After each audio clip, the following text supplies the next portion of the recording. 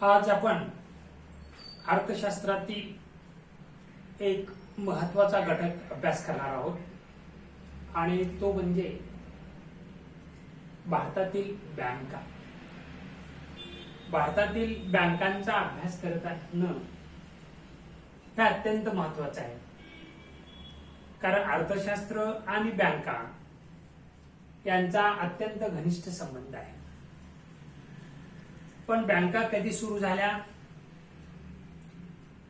त्या का सुरू झाल्या, त्यांची गरज काय होती, त्यांच्या स्वरूपामध्ये काय बदल होत गेला,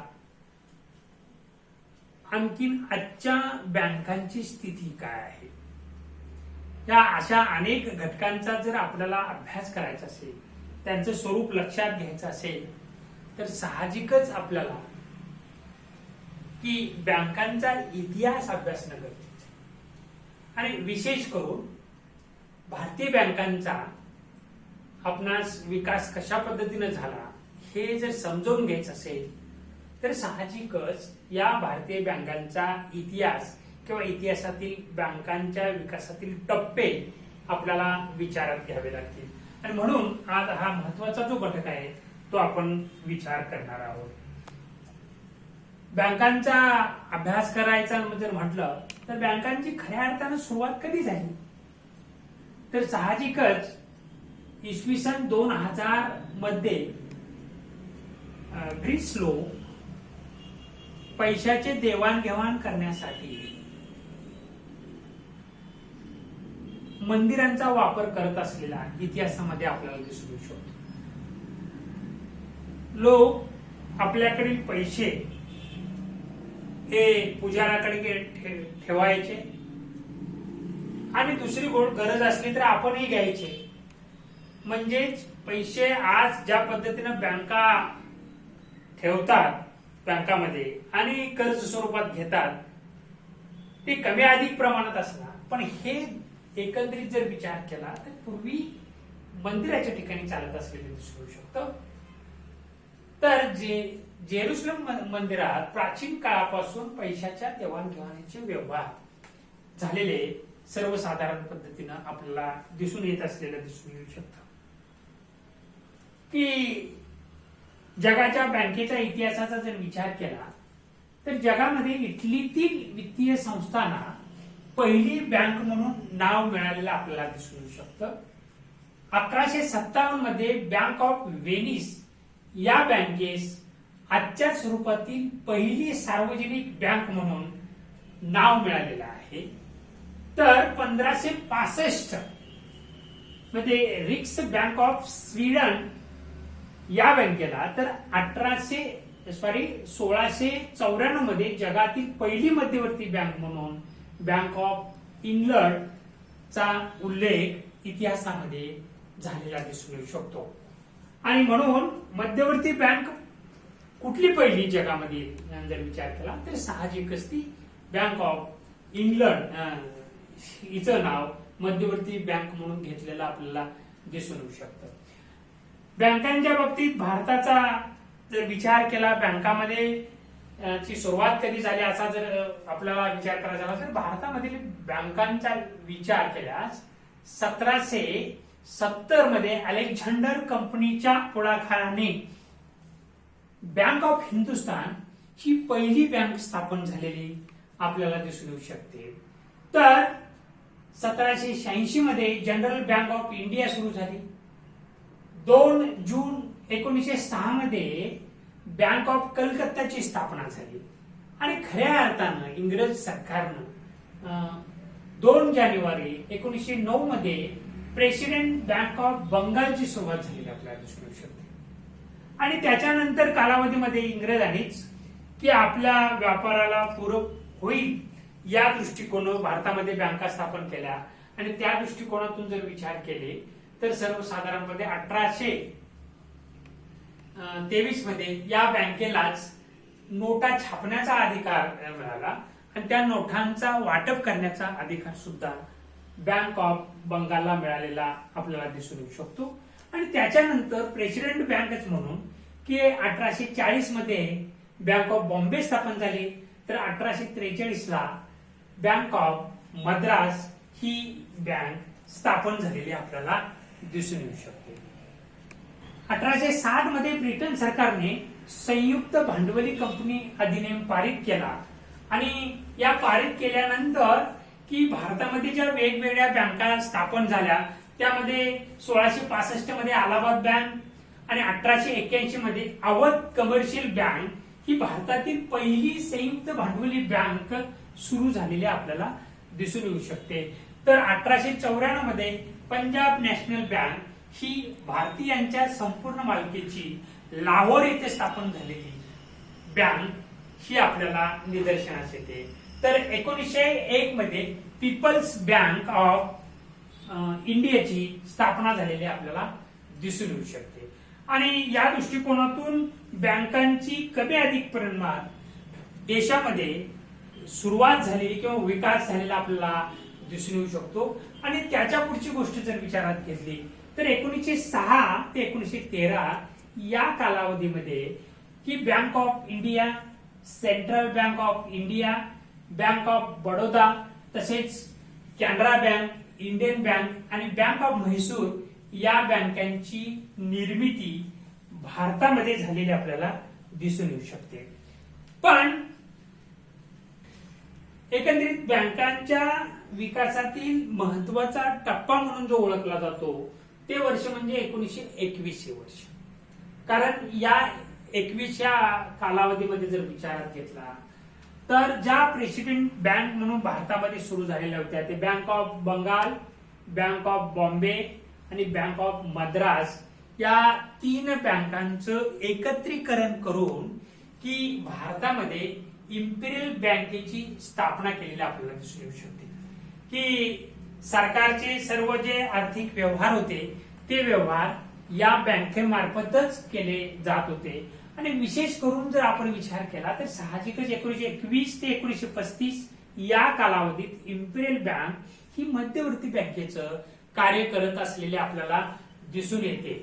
आणि म्हणून हा कालावधी महत्वाचा आहे की 1921 मध्ये जी इम्पिरियल बँक स्थापन झाली ती खऱ्या अर्थानं 1935 पर्यंत मध्यवर्ती बँकेची सर्व कार्य ही इम्पिरियल बँक करत होती.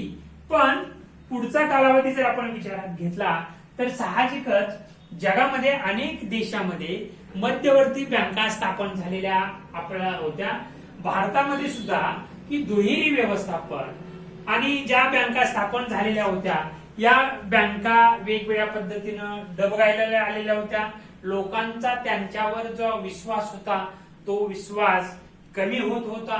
आणि या कालावधीतच जर विचार केला तर साहजिकच भारतातील उद्योगपती व व्यापाऱ्यांनी केंद्रीय अधिकोष स्थापन करण्याची मागणी सरकारकडे केली होती. आणि म्हणून या मागणीचा विचार करून किंवा अभ्यास करून की त्यापैकी रॉयल कमिशनने आरबीआयची स्थापन करावी अशी शिफारस केलेली होती. त्या दृष्टीने 3 सप्टेंबर 1933 ला आपलं विधेयक मांडलं. 1933 ला ते केंद्रीय कायदे मंडळाने मान्यता दिली आणि 6 मार्च 1934 ला ते विधेयक संमत झालं. आणि 1 एप्रिल 1935 ला भारतामध्ये रिझर्व्ह बँक स्थापन झालेले आपल्याला दिसून येऊ शकते. आणि या बँकेचे मुख्य कार्यालय 1937 पर्यंत कलकत्ता येथे होतं, पण सध्या ते मुंबईमध्ये असलेलं दिसून येऊ शकतं. जगामध्ये ज्या वेगवेगळ्या बँका स्थापन मध्यवर्ती झाल्या तशा पद्धतीनं भारतामध्ये सर्वसाधारण पद्धतीनं 1935 ला की रिझर्व्ह बँकेची स्थापना झालेली आपल्याला दिसून येऊ शकते. की तत्कालीन परिस्थितीमध्ये रिझर्व्ह बँकेचं भांडवल जे आपण विचारात घेतलं ते अधिकृत भांडवल 500 कोटी रुपयाचे होते, पण ते 100 रुपयाच्या भागामध्ये होतं.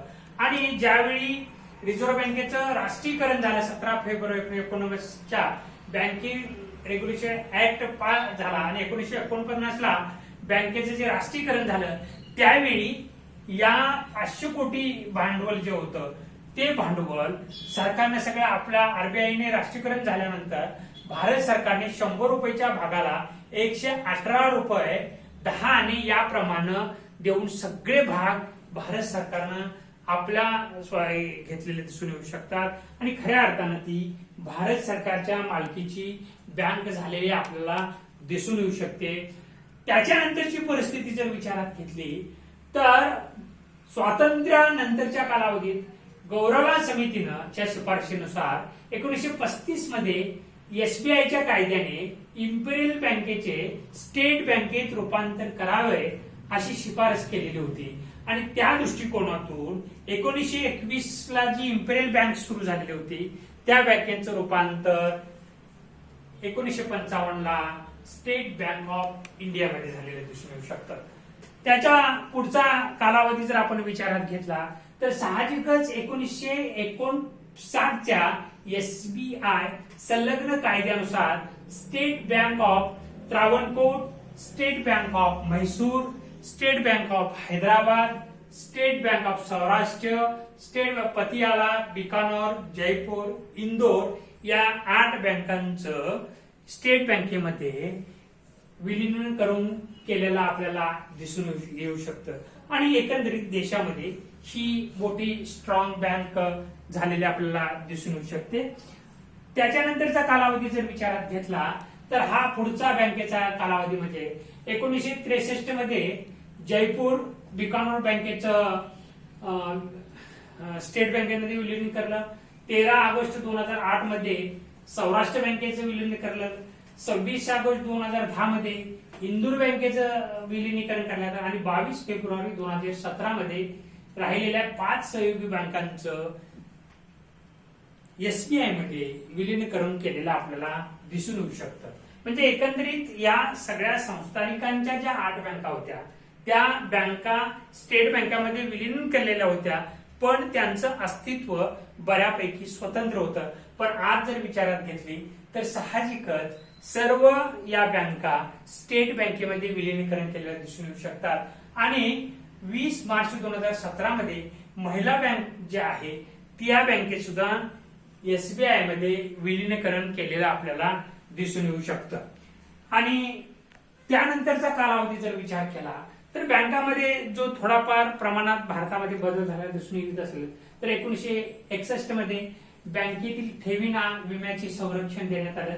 1965 मध्ये बँकिंग ऍक्ट मध्ये सुधारणा करून संपूर्ण देशातील बँका ह्या रिझर्व्ह बँकेच्या अंतर्गत किंवा रिझर्व्ह बँकेच्या नियंत्रणामध्ये आणलेल्या दिसून येऊ शकतात. खऱ्या अर्थानं त्यावेळीपासून भारताच्या सर्व बँकावर रिझर्व्ह बँकेचं नियंत्रण असलेलं आपल्याला दिसून येऊ शकतं. त्याच्यानंतर 1969 मध्ये ज्या बँकांच्या ठेवी 50 कोटी रुपये आहेत अशा 14 बँकांचं राष्ट्रीयकरण करण्यात आलं. तर डिसेंबर 1969 मध्ये अग्रणी बँक योजना सुरुवात करण्यात आली की सर्वसाधारण ज्या राष्ट्रीयकृत बँका देशामध्ये होत्या या बँकांच्या नियंत्रणाखाली ग्रामीण भागामध्ये पतपुरवठा कृषीला किंवा एकंदरीत सर्व लघु उद्योगांचं विकास व्हावा म्हणून या अग्रणी बँकांची सुरुवात करण्यात होती. तर 1975 मध्ये प्रादेशिक ग्रामीण बँकांची स्थापना करण्यात आलेली आपल्याला दिसून येऊ शकते. 1980 मध्ये 200 कोटी ठेवी असलेल्या 6 बँकांचं राष्ट्रीयकरण करण्यात आलं.